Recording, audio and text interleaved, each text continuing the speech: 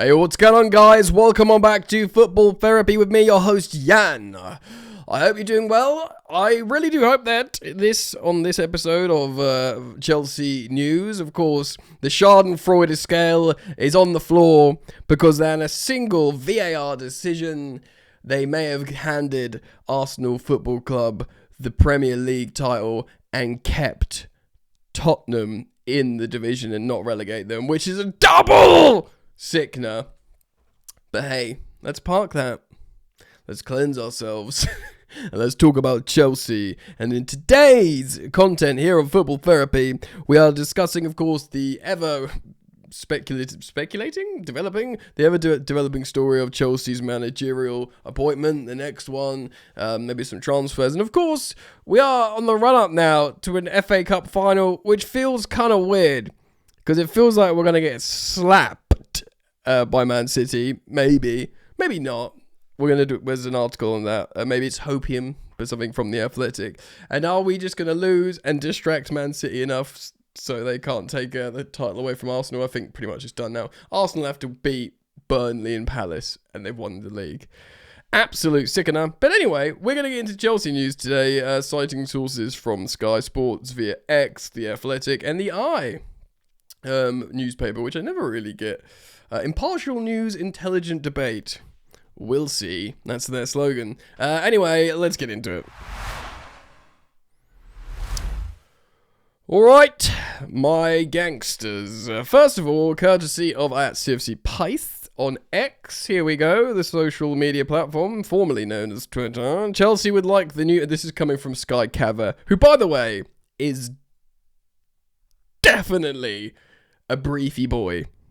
I'm not suggesting he wears briefs, although he might. Certainly he receives them from Chelsea. As in, not the underwear, information. That sort of tries to tend to nourish Chelsea's narrative. Blueco, it's important to sort of say that. They might be sending him briefs as well to wear, Chelsea-themed ones. Heck, in this image here, he might be wearing Chelsea-themed briefs. Let's stop talking about his underwear. Chelsea would like the new manager in place before the World Cup, so would I. Which would also mean we're not going to go for those sort of Julian Nagelsmann types, do you know what I mean? It means we're going to go for someone available. They want the person to be involved in transfer planning. Really, though? Has that period of self-reflection made them change their plan that much? Maybe they're like finally accepting they're just a bunch of arrogant sausages and they need to change their model. So they want the manager to be involved in the transfer planning. Most fans want Alonso. He's the one with the most impressive CV and stature. Iraola will likely wait and see if Chelsea zone in on him before deciding to go elsewhere. So this is interesting because we've heard lots of stuff about how Chelsea need to convince Iraola, and then Iraola is going to Crystal Palace. He might take Bournemouth into the Champions League, but decide to coach Crystal Palace instead, which feels kind of wild to me. It feels kind of wild. But yeah, it would seem from what this is saying is Iraola's waiting to see if Chelsea are going to make a move on him. So Chelsea sounds like they've got their preferences elsewhere. If Chelsea zone in on him before deciding to go elsewhere. And someone like Silva is being considered and is on the radar if he leaves Fulham and Jose Mourinho goes to Real Madrid. Well, hold on. I don't think we should get Jose Mourinho. That would be a disaster. I love Jose for what he's done. And I understand why Real Madrid, who are literally fighting each other on the pitch, and they're just Galacticos that need a Mourinho.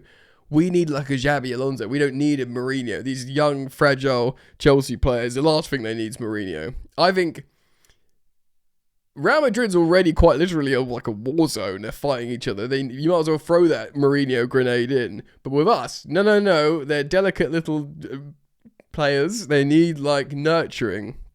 Interesting. So yeah, if Mourinho goes to Real Madrid, a slot at Benfica could open up.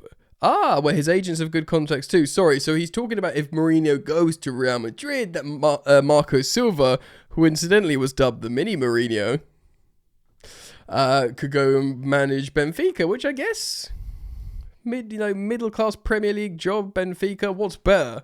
I'm not even sure. Like that's probably up for debate, isn't it? Like rather than definitively, because Marco Silva, is Chelsea too good for Marco Silva? A lot of people, the thing is, it's so weird, bro, because a lot of people are saying, well, Chelsea is a disaster. Chelsea's a poison chalice. Chelsea's a cursed club. They're falling apart. It's a place where managers go to die. That Iraola could do better than Chelsea. All this sort of stuff. And then there's obviously it's still Chelsea and it's really good. And, I don't know, man. It's the discourse and the positions of everyone is crazy. Obviously, people like Keva Solikol, whatever his name is getting briefed by Chelsea. There's some people like Matt Law, who incidentally also gets briefed by Chelsea. It's like, this is still Chelsea Football Club in southwest London. You get to coach Caicedo, Estevao, Cole Palmer, Joao Pedro. These other good players coming in and coming through. You can be the guy to make Chelsea better. And by the way, it's not going to be hard to make us better. Certainly than this season. So they'll be like, well, they're on the floor. I just have to do fairly decent, and I'm already, doing better. Kind of like Moresca in his first season. I must say, Marco Silva really doesn't do it for me. I respect and will recognise he's kind of got a Chelsea manager vibe to him. Like, he's no nonsense. He's got that sort of mild Chelsea manager aura, but for me, it's just it just doesn't give me the dopamine hit, We're going to pick up on the manager talk when we go on the article from The Eye, and it's talking about how Xabi Alonso is leading the race at the moment. We'll learn a little bit more details about that. But I want to hop over to this now. This is on The Athletic. It's a piece by Simon Johnson speaking about of course, the FA Cup final next weekend against some muggy little club called Man City. Colwill, James, and the end of a losing run. Why Chelsea can have renewed FA Cup optimism. So you're telling me there's a chance? Let's see what Big Cy J says. And it goes a little something like this. Okay, so everyone agrees Chelsea are heavy underdogs for the FA Cup final, right? A quick look at the statistics demonstrates why that's the case. Chelsea have not won against Manchester City in 5 years. And have been outscored by them 25-7 over the past 13 fixtures in all competitions. And there are no clean sheets in that run. Why are we... Hold on. Where's the... What? The club go to Wembley boasting a record 6 I can't even say it. Successive defeats in domestic cup finals, 3 in the Carabao, 3 in the FA Cup. So there is a psychological barrier to overcome. Then there is Chelsea's form, a return of just 6 points from their past 11 Premier League games, which included a run of 6 defeats in a row, of course, that led them sliding down the table.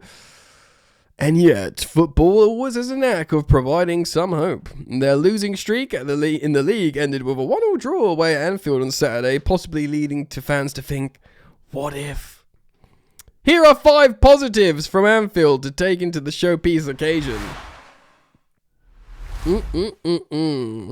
Here we go. Colwill and his effect on Fofana. I must say, I think I probably agree with this. Interim head coach Callum McFarlane's response to seeing Colwill's first start for 10 months said it all. The England centre-back suffered an ACL, basically, on the first day of pre-season. That was probably the thing that literally screwed our whole season, if you ask me.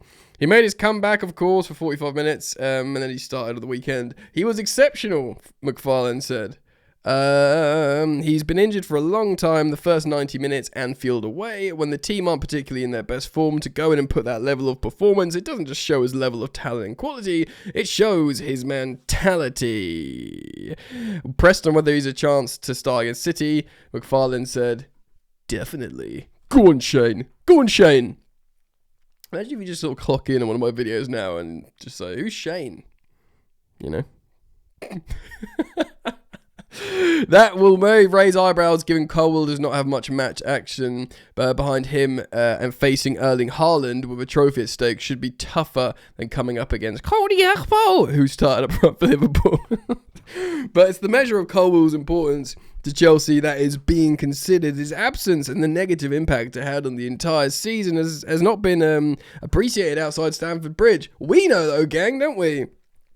Colwell is one of the finest defenders in the country and gets the best out of Wesley Fofana, who's been underwhelming for several weeks. I'd argue Fofana's had a pretty bad season generally. The duo formed a good understanding last season, and they carried on from where they left off at Anfield. Yeah, so this is Simon Johnson writing this, but his compadre Liam Toomey of The Athletic also speaks of how Fofana is the ultimate and ideal partner to Colwell. I always get grief. I love up Fofana. I think he's an amazing potential. His style, I just love his. If you built me a centre-back, I'd want a Fofana, basically, when he's in form, which has been rare, and when he's fit, which has also been rare. But that partnership is important. Let's do another one here. Caicedo looking more like himself in midfield. What a sight, a welcome sight of Caicedo dictating play in midfield once again. I wonder if even Cole makes that better. Do you know what I mean? Chelsea's more potent players, yada, yada, yada. Chelsea are a different side when he's on top of his game. Against Liverpool, he put in a final round display. He made the most key passes, which is quite good from a CDM. 64 passes overall. Second, fourth tackle, yada, yada. Good stats. Chelsea looking much more balanced. With Caicedo stepping up, he'll need to go up another level against City again, of course. Cucurella as an option. Left winger Cucurella. McFarlane gave no assurances that wingers Neto and Garnacho will recover for the final. To be honest, I would genuinely start Cucurella as a left winger over Garnacho right now, and I think many of you would too. With Chelsea's other three wingers, Stevao, Jamie Gittins, and the academy graduate Jesse Derry all ruled out, there are concerns over where this threat will come from. It's going to be Cucurella, isn't it? He had a good understanding of Caicedo. He looked pretty good. He kept running over the behind and yada, yada, yada. He looked like an actual force. And of course, we know Cucurella has the ability to score goals. Another really important one is Reece James is back. There was fears that Reece James would struggle to play this season after he got that hamstring injury in against Newcastle in March. However, the England international recovered more quickly than expected, and he gave everyone a huge lift when coming on for the second half against Liverpool. Chelsea supporters did not take long to chant Reece James. He's one of our own, and he's really very ruddy good. You don't need me learn English, Yannick. You don't need me to tell you Reece James being back in the side is so important. He's immensely talented. He's Chelsea's captain, and we just need good players, senior players, sensible players on the pitch. I think James starting and Colwell starting is genuinely like a massive bonus for us, a massive boon to have those two in the starting lineup because they're leaders. You hear Colwell, I mean, I don't want to bang this drum too much, but even hearing Colwell speak afterwards, it's such a young man. He's like, no, we're Chelsea. This is nonsense. We just win. We go next week. We win the game. Do you know what I mean? This is sort of definitive. After he won the Club World Cup, whatever you think of that competition, he was like best team in the world, mate. Just smashed up PSG, shrugged it off. And like the both of them, there was that quote of Maresca when he brought Reece James. I forget which game it was, and he changed the game. We won.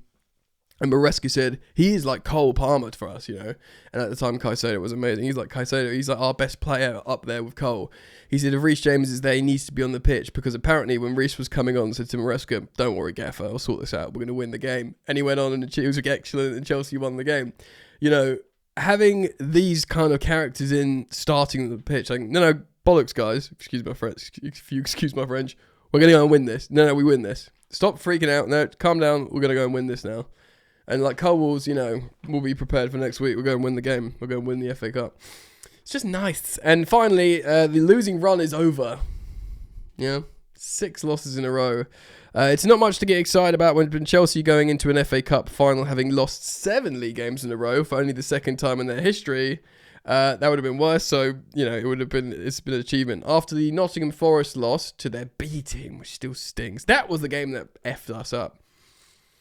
I wonder if we beat them, we would have gone on to beat Liverpool, we would have got 6th, and we would have got Champions League, and what if, we've got ourselves to blame. Just as he managed in the FA Cup semi-final victory over Leeds United, McFarlane's tactics seemed to be embraced by the players. Yeah, they're actually playing for him, and they carried out his instructions well. Can they unite together and pull off an upset?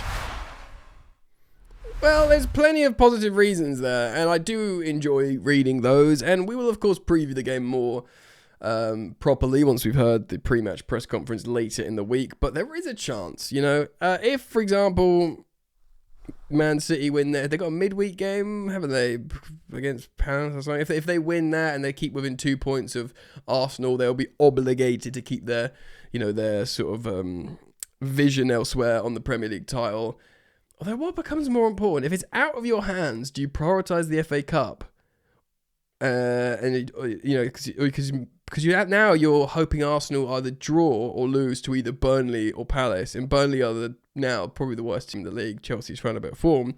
And Palace are all eyes on the Conference League final, and they can't get relegated or get Europe.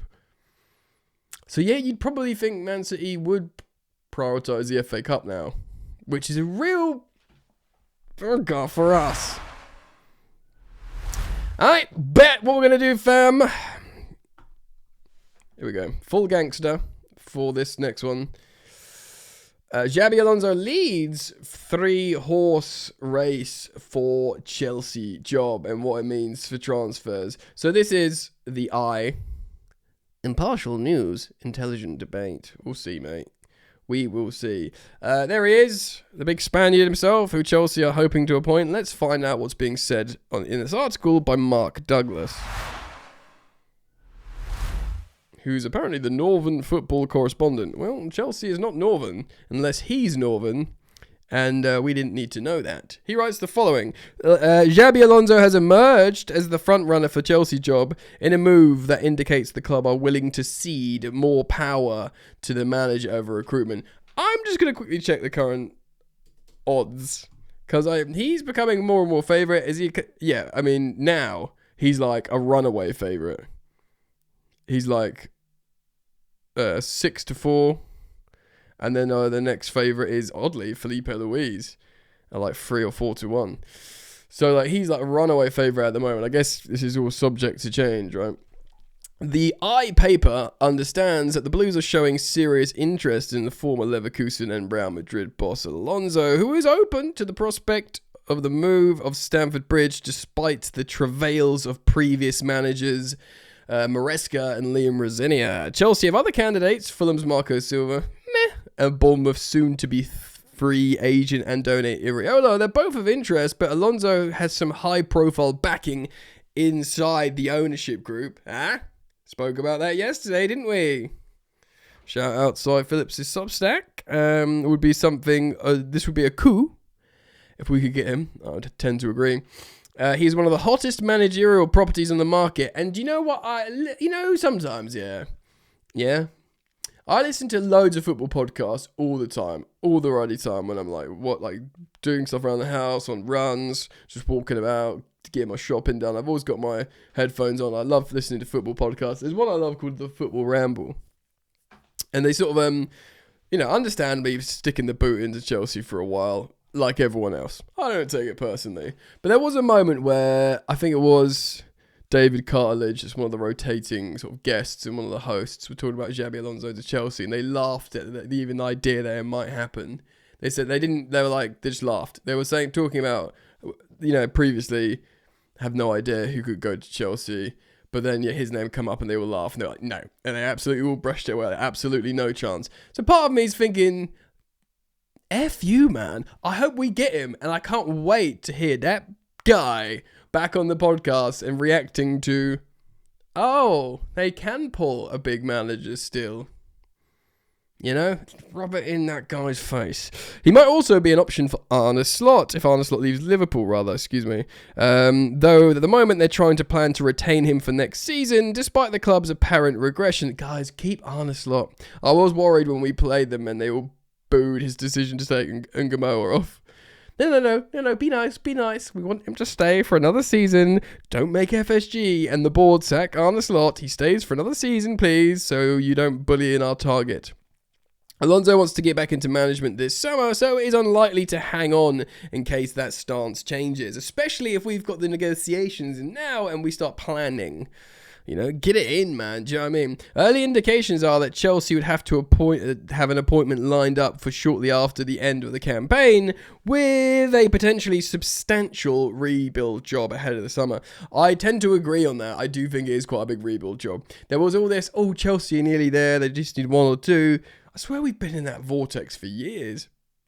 When we won the Champions League, against all odds, we did have Kante in superb form, of course, in that run, and Tuchel as coach. But people were saying they were one or two players away. When we got Lukaku, of course, that was it. It was like the freaking final. It was like the final Infinity Stone. Now they've got Lukaku. Chelsea will win it all, and of course, Lukaku behaved like a knobber, and the rest is history. Como's Cesc Fabregas, whose spell as a player at Stamford Bridge, has made him the pick of many supporters. Yeah, he's a bit of a legend, of course. Older Fabregas' magic. He's also been linked with the role, but there's indications he'll stay in Italy for another season. Of course, he's qualified them for Europe, and I think he might even is Champions League still on the table? Either way, it's dreamland for them. Interest in Alonso suggests that the, quote, period of reflection that Chelsea's owners mentioned in their statement that accompanied, of course, Rosinia's departure has led to them conceding that the manager must be given more influence in the direction of travel with key issues like transfers. Yes! And also, if you're not hiring championship and, top 8 Liga managers, because Xabi Alonso is much more of a desired name than, say, Pochettino. And, of course, that was the biggest name they've hired. It was Pochettino. You can't be you just be a yes man and just represent the company well. That doesn't work. They've learned that now, hopefully. Oh, my God, hopefully. So, you have to concede control to a degree. Because also, your product, your project, the value of the equity you're representing is crumbling in your hands because of the way you tried to do things, and it's not working, man. It's just not friggin' working. Do you know what I mean? So they'll have to concede control with key issues like transfers, like for in here. Rosinia was perhaps unfairly viewed predominantly as a company hire. How was that unfair? That's he was like the quintessential company hire, given his success elsewhere in the Blueco group of clubs. Yeah, the group of clubs, the other one. Right. Okay. Let's just keep going. That did not help his credibility with certain players, and there was a feeling that a stronger voice with a more substantial CV is required to steady a listing ship. Hard agree. Maresca's departure came amid reports that his relationships with the club hierarchy had broken down and clashed with them over transfers. Interesting to hear that also the dressing room was sort of split on Maresca as well. As reported by the Eye last week, he is now poised to succeed Guardiola. This is Maresca. If he decides to leave, I think that's pretty much done and dusted the way it's coming across.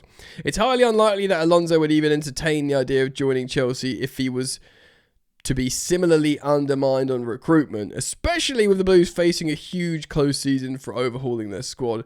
And also, is there the money? This is the big question. Where's the money?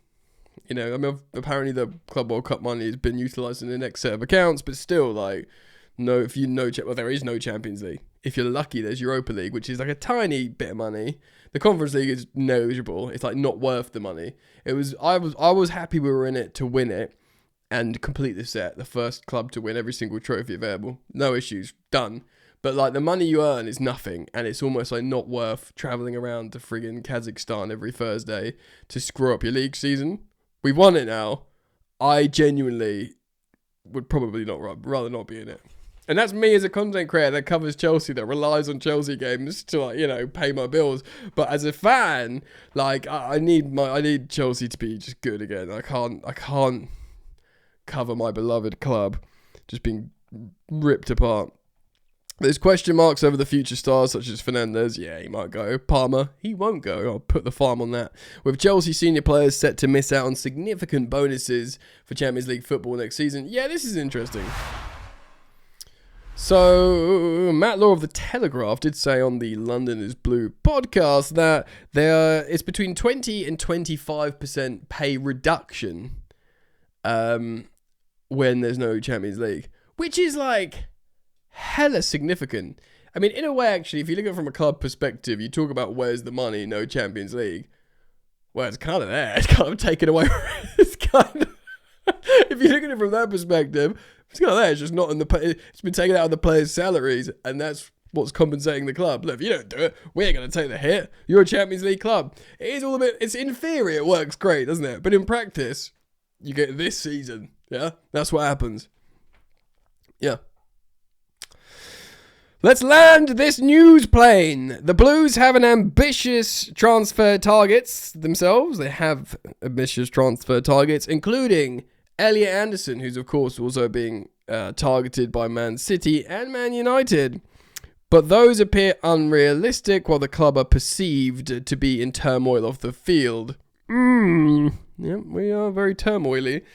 Chelsea have a chance to salvage something from an underwhelming campaign. Of course, the aforementioned FA Cup final on the weekend against Man City. But given their substantial outlay on players and the size of their wage bill, they cannot afford to have a prolonged absence from the Champions League. So their next managerial appointment is crucial. Yeah, it's like the biggest managerial appointment I can remember in Chelsea history. Like, genuinely. Maybe like replacing Mourinho the first time when he first left after Abramovich sacked him and he turned us into like good Chelsea. Do you know what I mean? Maybe that's the one before, but like this one, it's massive. It's massive. 75% of Blue Co's Chelsea tenure, we've been outside the Champions League, which is a disgrace. Quite literally a disgrace. So they got to get it right for their own financial gains and for the Chelsea players' aspirations and for the Chelsea fans' heart. It's nice and poetic, isn't it? Does seem like, I reckon they're just all in trying to get. I just hope they manage to convince it, man, because there's just for me, there's no one else that gets the juices flowing. All right, then, well, I'll cover any and all stories on Chelsea, so make sure you keep it locked. As always, thank you for liking and subscribing on YouTube. It does genuinely help me out in the deep, dark abyss that is the algorithm. You can tickle some of those hype points down here if you swipe your comment section and hype the video up. And if you've got an extra few seconds, please do search Football Therapy Podcast on your podcast platforms. Please give us a follow and 5-star review. Over 1,300 5-star reviews now on Spotify. Incredible. So thank you for searching Football Therapy Podcast, following and 5-starring, and I will see you soon. Hopefully. All right. Peace.